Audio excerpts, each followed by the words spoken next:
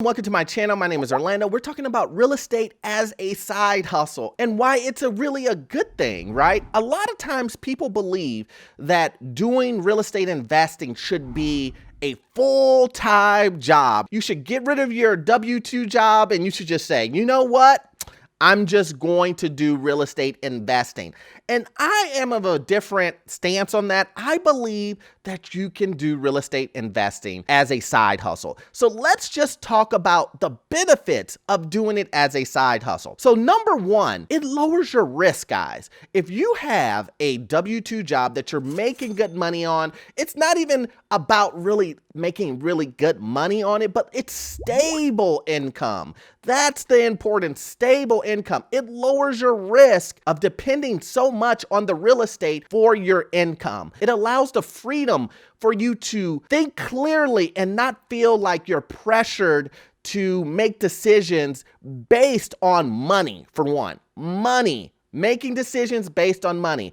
Now, in real estate investing, obviously you want to make the best decision that you possibly can. But just imagine if you were a real estate investor and the money that you are making that you have to pay your bills with depends on the tenant making their payment. That tends to cause investors or landlords to make decisions that are extremely money driven and not the best scenario for the tenants, meaning more stability of them making the payments in the first place. Let's just use an example. If you were an individual who decided, I'm gonna get rid of my job and I'm gonna go full-time into investing in real estate, and this is how you're going to make your mortgage bill. This is how you're gonna pay for your kids to go to summer camp and pay your car loans and all that other stuff, right? Just imagine when the time came around to renew the lease, you said, no, I'm gonna max out the market rent in this area, even though maybe the property doesn't have all the amenities of the max properties in your market. So the individual has been staying there for 4 to 5 years and you're gonna max it out. You're saying, I'm gonna jump from $1,300 a month to $1,600 a month just because you need to fund and take care of your bills in your life, right? On the opposite side of that, you have your regular W-2 job, right? Your regular W-2 job. And you're gonna say to yourself, this person's been staying in there for 4 years. I'm only gonna raise it $50. Well, that individual will probably stay with you longer than if you were to jump up your rent by $300, right? $300. Because I could tell you when I was renting and someone jumped up the rent on me $200, I'm like, I'm out of here. Oh, hell no, I'm out of here. So just imagine what a tenant is gonna do. A tenant is gonna leave and they've been with you for 4 years.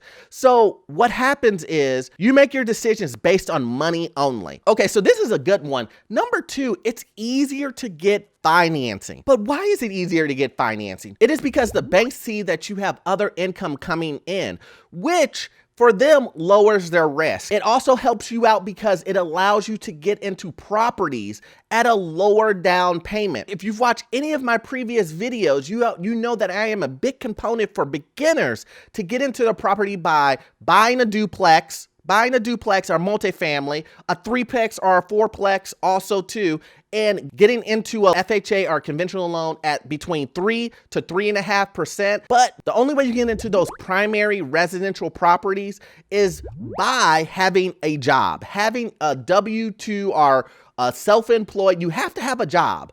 Period. So if you have a job, a W-2 job, it not only allows you to get into these program guys that are 3 to 3.5% financing, but it also allows you to house hack. I mean, you get into this property and then you stay in it for a year and then you move on to the next one. For beginners, this is key. You know, you can't beat it. If you didn't do this, guys, and you didn't have a primary job, you would have to come up with 20 to 25% down. Now, let's just use a house that you're purchasing for $100,000. 25% of that is $25,000.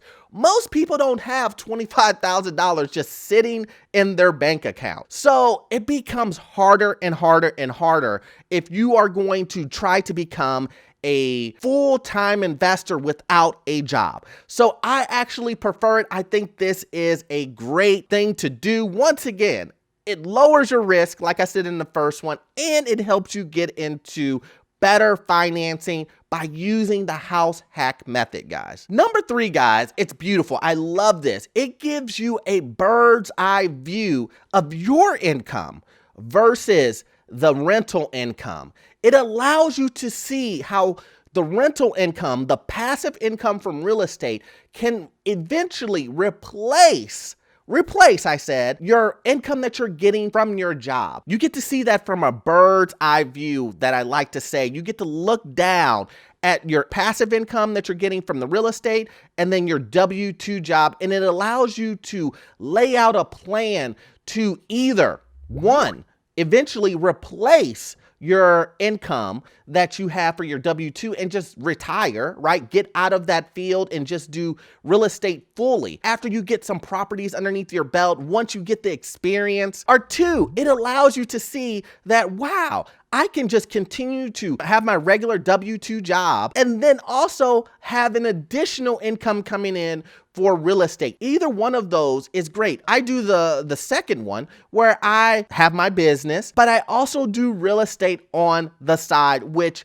enhances my income. But it makes it easy to see when you have that bird's eye view of looking at both sides year over year after year. And eventually, we want to get you to the point to where your real estate income will just engulf your W-2, your job income that you have coming in. So hopefully, guys, you got value out of this content and that it gave you a clearer vision on why you can do real estate as a side hustle. I'm gonna need you to watch this next video. It is more videos about getting you into your first rental property in this crazy housing market. I will catch you in the next one. Thanks.